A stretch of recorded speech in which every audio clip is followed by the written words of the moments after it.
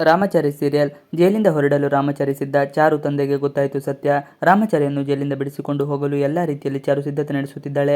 ನೀನು ಹೇಗಾದ್ರೂ ಮಾಡಿ ನಿನಗೆ ಇಂಜುರಿ ಮಾಡಿಕೊಂಡು ಆಸ್ಪತ್ರೆಗೆ ಬರಬೇಕು. ಬಂದರ ನಂತರ ಅಲ್ಲಿಂದ ನಿನ್ನನ್ನು ನಾನು ಕರೆದುಕೊಂಡು ಹೋಗ್ತೀನಿ ಅಂತ ಚಾರು ಭರವಸೆ ನೀಡ್ತಾ ಇದ್ದಾಳೆ ರಾಮಚಾರಿಗೆ. ಅವಳ ಮಾತಿನಿಂದ ರಾಮಚಾರಿಯು ಸಹಮತವನ್ನು ನೀಡುತ್ತಾನೆ. ನೀನು ಹೇಗಾದ್ರೂ ಮಾಡಿ ಇಂದು ಆಸ್ಪತ್ರೆಗೆ ಅಡ್ಮಿಟ್ ಆಗಬೇಕು ಎಂದು ಚಾರು ಹೇಳ್ತಾ ಇದ್ದಾಳೆ. ಆಗ ರಾಮಚಾರಿ ಅದಕ್ಕೆ ಒಪ್ಪಿಕೊಳ್ತಾನೆ. ವೆರಿ ಗುಡ್ ರಾಮಚಾರಿ, ಅಂತೂ ನೀನು ಹೊರಗಡೆ ಬರೋದಕ್ಕೆ ಒಪ್ಪಿಕೊಂಡಿದ್ದಿಲ್ಲ, ಅದೇ ಸಮಾಧಾನ ನಂಗೆ ಅಂತಾಳೆ ಚಾರು. ಹೇಗಾದ್ರೂ ಮಾಡಿ ಆಚೆ ಕರ್ಕೊಂಡು ಹೋಗ್ತೀನಿ ಅಂತ ಅವಳು ಹೇಳಿದಾಗ ನೀವು ಏನು ಪ್ಲಾನ್ ಮಾಡಿದ್ದೀರಾ ಎಂದು ಕೇಳ್ತಾನೆ ರಾಮಚಾರಿ. ಆಗ ಅವಳು ನಾನು ಇನ್ನು ಸರಿಯಾಗಿ ಏನು ಮಾಡಿಲ್ಲ, ಮುಂದೆ ಹೇಗಾಗುತ್ತೆ ಅನ್ನೋದರ ಮೇಲೆ ಇದು ಇರೋದು ಅಂತಾಳೆ. ಸ್ವಲ್ಪ ಟೈಮ್ ತಗೊಳ್ಳಿ, ಸೀದಾ ನನ್ನನ್ನು ಅಲ್ಲಿಂದ ಹೊರಗಡೆ ಕರೆದುಕೊಂಡು ಹೋಗೋಕೆ ನಿಮಗೆ ಕಷ್ಟ ಆಗ್ಬೋದು ಎಂದು ರಾಮಚಾರಿ ಸಲಹೆ ನೀಡ್ತಾನೆ. ಇದಕ್ಕೂ ಕಾರಣ ಇದೆ, ಯಾಕಂದರೆ ನಾನೊಬ್ಬ ಕೈದಿ, ತುಂಬ ಸೆಕ್ಯೂರಿಟಿ ಇರುತ್ತೆ ಎಂದು ರಾಮಚಾರಿ ಹೇಳ್ತಾನೆ.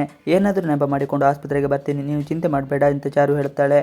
ನೀನು ತಲೆ ತಗ್ಗಿಸೋ ಕೆಲಸ ಮಾಡ್ತಾ ಇಲ್ಲ, ನಿನಗೆ ಬೇರೆಯವರು ಮೋಸ ಮಾಡಿದ್ದಾರೆ, ನೀನು ಈಗ ಅವರಿಗೆ ಮಾಡ್ತಾ ಇದ್ದೀಯ ಅಷ್ಟೇ ಅಂತ ಹೇಳ್ತಾರೆ.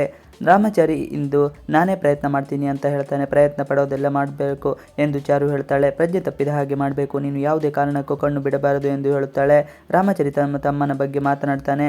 ತಮ್ಮ ತಪ್ಪು ಮಾಡಿಲ್ಲ, ಇದು ಅವನು ತಪ್ಪು ಮಾಡ್ತಾ ಇರೋದಲ್ಲ, ಯಾರೋ ಮಾಡಿಸ್ತಾ ಇರೋದು, ಶಿಕ್ಷೆ ಕೊಡಬೇಕಾಗಿರೋದು ನಮ್ಮ ತಮ್ಮನಿಗಲ್ಲ, ಅದರ ಹಿಂದಿರುವವರು ಎಂದು ರಾಮಚಾರಿ ಹೇಳ್ತಾನೆ. ಇನ್ನು ಚಾರು ತನ್ನ ಅಪ್ಪನ ಬಳಿ ವೈಶಾಖ ಹತ್ತಿರ ಮಾತನಾಡುವುದನ್ನು ಹೇಳ್ತಾಳೆ. ವೈಶಾಖ ಆಂಟಿ ಜೊತೆ ಮಾತಾಡ್ತಾ ಇದ್ಲು, ಚಾರು ಮನೆಗೆ ಬರಲಿಲ್ಲ ಅಂದರೆ ನಾನು ಸುಮ್ಮನೆ ಇರೋದಿಲ್ಲ ಎಂದು ಅವ್ರದ್ದು ಹೇಳ್ತಾ ಇದ್ರು, ತುಂಬ ಜಗಳ ಮಾಡ್ತಾ ಇದ್ದಳು ಎಂದು ಹೇಳ್ತಾಳೆ. ಆಗ ಅವನ ತಂದೆ ವೈಶಾಖನನ್ನು ಕರೆಯುತ್ತಾರೆ. ಇವಿಷ್ಟು ಇವತ್ತಿನ ವಿಡಿಯೋ ಇಷ್ಟ ಆದರೆ please like, share and subscribe ಮಾಡಿ. Thanks for watching video.